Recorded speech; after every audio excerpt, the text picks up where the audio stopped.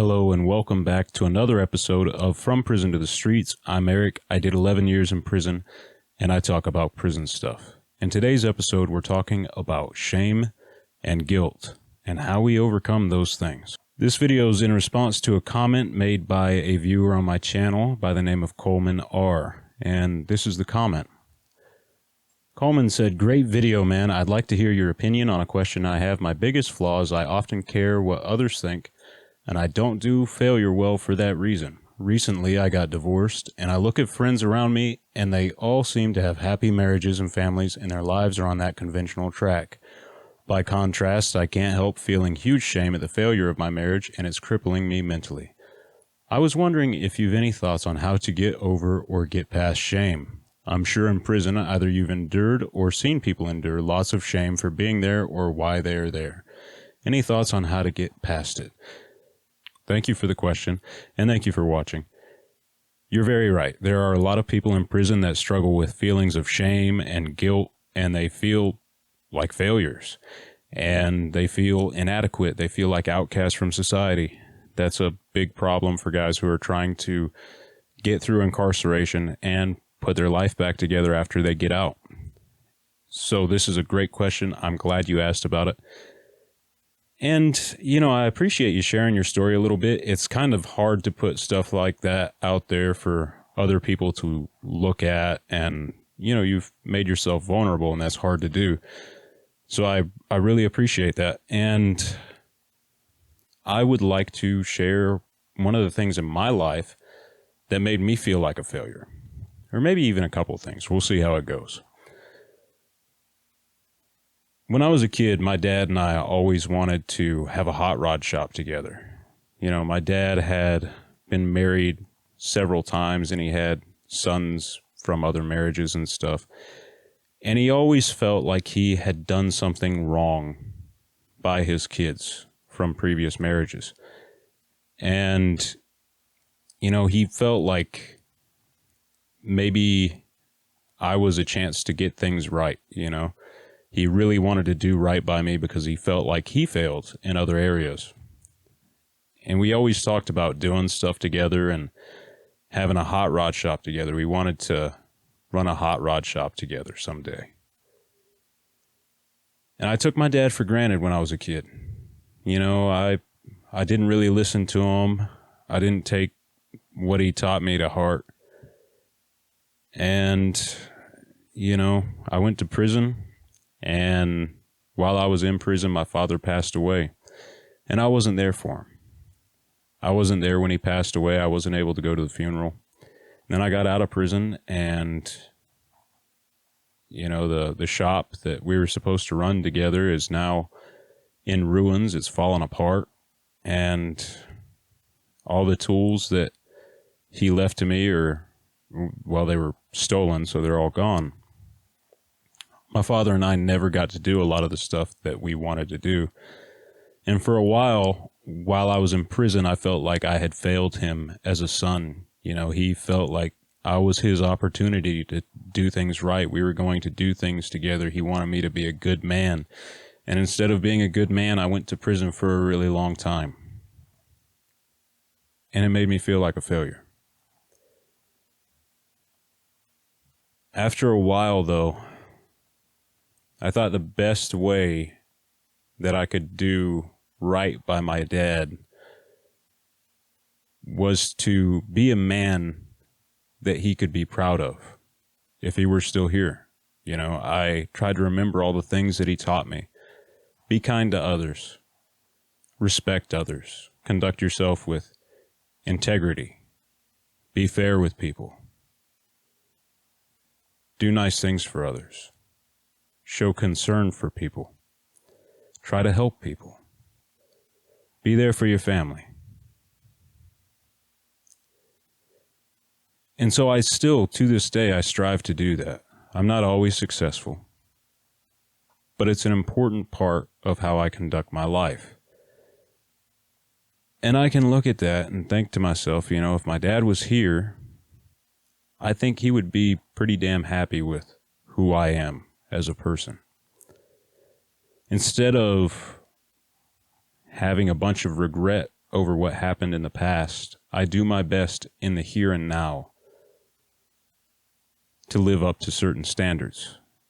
And it's not even the expectations that my father placed on me. They are the expectations that I currently place on myself. But I want to talk about how we can overcome shame. You know, how do we get past this? I kind of gave you a simplified version of what I do. And this is by no means professional advice or anything like that. This is just stuff that I've reflected on and I've put it into practice in my own life, and maybe it'll help you. First, let's talk about what shame is. Shame is different from guilt.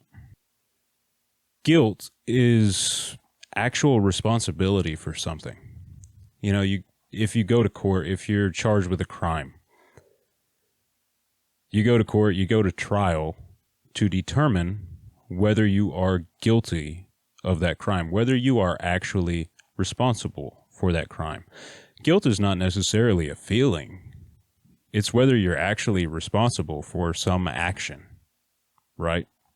On the other hand, shame is a feeling which is not necessarily born out of actual responsibility. You can feel like something is your fault. For example, you can feel like your marriage was a failure, and that's your fault, even if it actually wasn't your fault. You can take ownership for a lot of things that aren't actually your fault. Shame is also depreciative of our self-worth.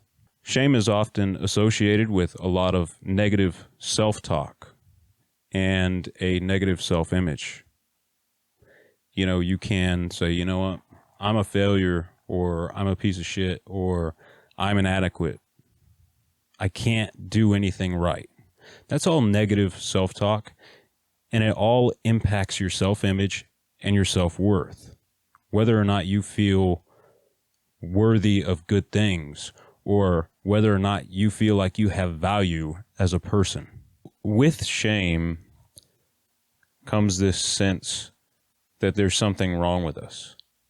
We've done something wrong. There's a deep sense of blame that we lay upon ourselves. We feel like we're not good enough. We have a altered self-image, sometimes a negative self-image. We feel bad about ourselves. We feel ashamed because we think that we're failures. We feel ashamed because we feel inadequate. We feel ashamed because we feel like we can't. We feel ashamed because we don't feel like we have value. We feel ashamed because we feel like we've done really bad things, like we're bad people. This is very, very much tied in with our sense of self-worth and value and how we perceive ourselves. And so we need to overcome shame because it can be a barrier to our well-being. As long as we're stuck in this rut where we're beating ourselves up, I can't do that because I'm not smart enough. I can't have a meaningful relationship because I'm just not cut out for it. I can never do this because of this.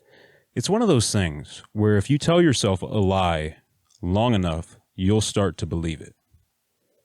If you tell yourself repeatedly that you're a failure, if you tell yourself repeatedly that you're inadequate, if you tell yourself repeatedly that I can't, you're going to start to believe that lie, and you're not even going to try. You are going to be hesitant to get involved with certain relationships. You are going to be hesitant to take certain opportunities at work. You are going to be hesitant to try new and challenging things, things that seem like daunting tasks. You are going to be hesitant to even try to overcome an obstacle. You're going to stick in this safe little bubble because you're afraid that if you go outside that bubble, your fear of failure will come true. And so in this way, shame can hinder our progress in the here and now. Repeated failures in the past can make us think that we are doomed to fail in the here and now, and make us afraid to try. If we're stuck in the past, if we're believing that lie that we're going to fail, if we believe that lie that we're inadequate, if we believe that lie that we can't, we're not going to try in the here and now. If you can't get past that, if you're not going to try, if you believe you're a failure, if you believe you're inadequate, if you believe you can't, and you're not going to try, and you're stuck in this safe little bubble, and you're stuck in this same rut, doing the same thing day in and day out, and you're just beating yourself up, and you're not growing, and you're stagnating, at that point, it starts to negatively impact the people around us. So not only are you hurting yourself now, but you're not there bettering yourself for your kids, for your wife, for your brothers, your sisters, your mother, your father, the people in your community. If you're not growing, if you're stagnating, if you're in a bad place, it's also going to affect the people around you. We don't live in a vacuum. It's also going to negatively impact the people around you. So we understand, or at least we've talked about, what shame is and why we should overcome it. But how do we do it, right? We need to understand who we are. We need to have a realistic perspective of ourselves, not something that's, sugar-coated, not something that's exaggerated one way or another. In a video a while back, I said, I cuss like a sailor, and I drink, I smoke, I'm not politically correct. Some people would say that's negative. Some people would say it is what it is. But the thing is, it's a part of who I am. It's not all of who I am, but it's a part of it. If you make unrealistic statements, or simply untrue statements, statements that are a bit sweeping or general in nature, if I fail once, I'm a failure. That's not true, right? That's kind of unrealistic. I fell off of a bike many times as a kid when I was trying to learn how to ride it. It doesn't mean I can't ride a bike. It took me a few tries to get it right, but I learned how to do it. If you fail once, it doesn't mean you're a failure. Hell, if you fail many times, it doesn't mean you're a failure. I've eaten a lot of vegetables. It doesn't make me a vegetarian, does it? No. You need to know what you're capable of and who you are. What are your strengths? What are your weaknesses? What are you good at? What are you not good at? It's realistic to say that I have failed at some things. It is realistic to say that I have succeeded at some things. It is realistic to say I've messed up in the past. It is also realistic to say I can do better in the present. You need to understand your intrinsic value as a person. You see, who you are is valuable. Every person has value that you can't take away from them. That value is not dependent upon the success of your friends' marriages. That value is not dependent upon how many times you've been successful or unsuccessful in your own life. That intrinsic value is not dependent upon how smart you are or what you don't know. that value is something that sticks with you no matter what. You have to understand that your past failures or poor choices, all that doesn't make you a bad person. I know a lot of really, really good people that have done really bad things. I've met some guys in prison that were in prison for horrible things. Didn't mean they were bad people. They had done some bad things. They made poor choices. Your past failures and your past choices, they don't have to define who you are. You can understand your weaknesses.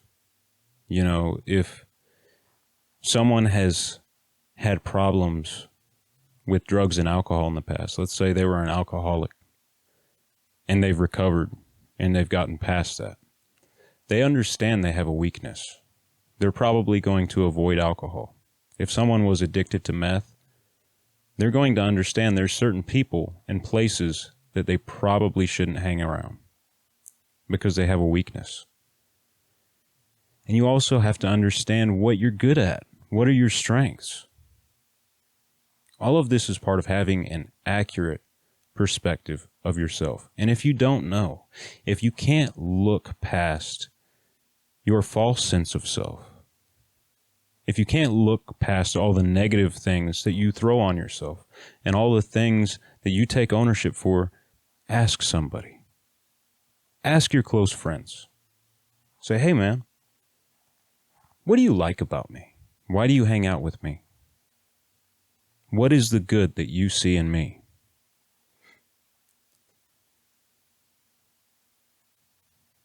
And when you're identifying your strengths and even your weaknesses, identify goals that will help you to be your very best. If I were struggling with a drug addiction, for example, I know I have a weakness there that I need to overcome. I'm going to start setting goals to help me overcome it. Smoking. I have a problem with nicotine. So I have to set goals to help me overcome that weakness and help me be a better person. Sometimes I have anger problems. I need to identify my weakness and set a goal to avoid certain situations that compromise me emotionally. I need to develop better self-control in some areas of my life. I can identify those goals, things that I need to do, and figure out ways to work towards that. Another important aspect of overcoming shame is learning self-validation. Back to your self-worth. Your value, your worth is not based on where you are. It is not based on how much money you make. It's not based on how many friends you have. It's not based on your friends' lives and what they've achieved or how successful they are in their relationships. You have to identify things that are important to you. Live your life by those standards. Your expectations for you are what matter. I talked about in another video, I talked about self-validation and identifying principles that are important to you. For me, integrity is important. Loyalty is important. Respect, kindness towards others. I can exercise these things. I can put these things in practice wherever I am. No matter if I'm rich, poor, in prison, free in the United States, or anywhere else in the world, I can practice these things. You can't take that away from me. It's a part of who I am. And as long as I live my life by those principles and I implement that stuff in my day-to-day life, I'm okay with me. I'm living up to my own expectations. Another important part of overcoming shame is avoiding negative self-talk. Don't tell yourself that you can't. Don't tell yourself that you're a failure. Don't tell yourself that you're a piece of shit. Don't do that. because you're a person. We have often heard about the golden rule, treat others as you would treat yourself, love your neighbor as yourself, etc. Sometimes we have to flip that around and treat ourselves as we would treat others. A lot of us have no problem treating other people with kindness and respect and love and care. But we have a really hard time doing that for ourselves. It's really easy to respect another person, but it's very hard to respect ourselves sometimes. It's very easy to do something nice for someone else, but it's very hard to do something nice for ourselves. Stop resenting yourself. Stop saying bad things to yourself because you're a person. If you wouldn't say it to some Joe Schmo in the streets, don't say it to yourself. Treat yourself with kindness. Be your own friend. The final thing that I'm going to suggest for overcoming shame is to live in the present. You can't change the past. You have no control over that. And it doesn't have to define who you are right now. What did you do today that makes you a failure? What did you do today that makes you inadequate?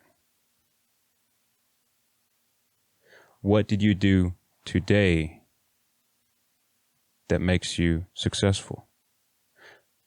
What did you do today that made you better than you were yesterday? That's the question that really counts. What are you doing in the here and now to make yourself a better person? Did you live up to your expectations today? That's what matters. You have to strive to be the best version of yourself in the here and now. Another one of my personal things where I sometimes feel like I'm a failure. I don't make a lot of money. I'm married. I got a son. I have another kid on the way. I don't make a lot of money. So sometimes I feel like, man, I'm not doing my job here. I'm not contributing much. But then when I realistically look at it and think about what have I done to be the best husband and father that I could be today? Every morning I go and I drink my coffee and I sit down with my family and I eat with them and I spend time with them. I try to. I taught my son how to hold a spoon today. It's a little thing, but I did something to teach my son something useful. First half of the day, I watched my son while my wife went out and did stuff. I tried to help out a little bit. Sometimes I'll cook dinner.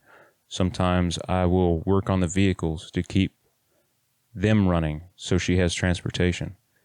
I'll do things like fix the house, I can do things every day that are good. I don't worry about what I can't do. I worry about what I can do in the here and now. And how can I better myself? Can I try to quit smoking? Yes. And I'm still working on it. I'm not completely successful with that yet. I'm still working on it. Can I try to be more patient? Yes. Yes, I can. Can I try to do little things for my family to show my love? Yes, I can. I can do that in the here and now. I'm striving to be the best version of myself in the here and now. I'm striving to grow and become better each and every day. You got to let go of the past. The you of yesterday is dead and gone.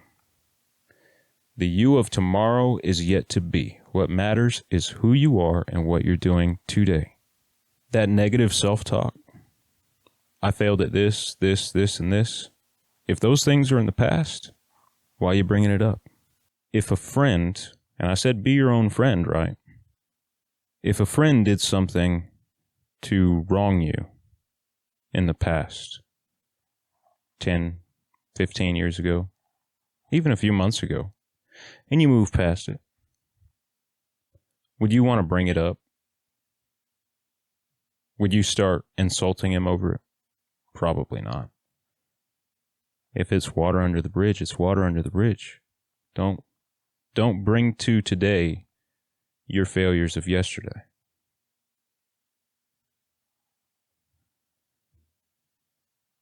You can't live in despair over things that you can't change. Don't do that. It's not edifying. It does nothing to build you up and make you a better person. It does nothing to advance you. It does nothing to progress your life. It does nothing for your personal growth. All it does is tear you down. You can acknowledge it. You can acknowledge the things you've done wrong. You can find ways to do it better next time. You can find ways to do it better in the here and now.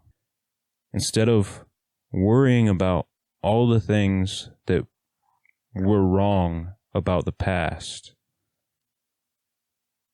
celebrate all the opportunities that you have to progress, to grow in the present. Celebrate your opportunity to be a better person today. Celebrate your opportunity to make better choices. Celebrate your opportunity to be a part of the lives of the people around you. That's important because you have so many opportunities each and every day to grow and experience life, to be your own friend, to be a friend to the people around you. Shame is just going to tear you down.